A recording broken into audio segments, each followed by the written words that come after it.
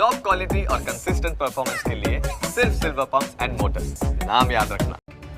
મંજૂરી વગર રેલી યોજવાના કેસમાં ધારાસભ્ય ચૈતર વસાવા સામે અત્યારે ફરિયાદ નોંધાઈ છે। ધારાસભ્ય ચૈતર વસાવા સહિત આમ આદમી પાર્ટીના કાર્યકરો સામે ફરિયાદ નોંધાઈ છે। 13 કાર્યકરો સામે રાજપારડી પોલીસ મથકે ગુનો નોંધાયો છે।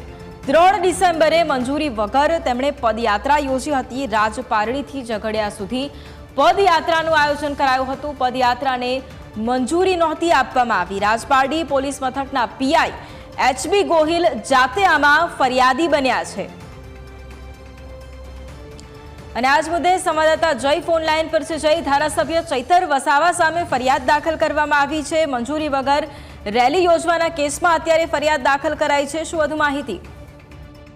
જી સોનલ, ધારાસભ્ય ચૈતર વસાવાએ ભરૂચનું જે રાજપારડી છે ત્યાંથી ઝઘડિયા સુધીની પદયાત્રા કાઢી હતી, જેમાં ખાણ અને ખનીજ વિભાગની બેદરકારી, બિસ્માર માર્ગો સહિતના પ્રશ્નોનો સમાવેશ થતો હતો। પરંતુ આ જે પદયાત્રા હતી તે તંત્રની મંજૂરી વગર કાઢવામાં આવી હતી।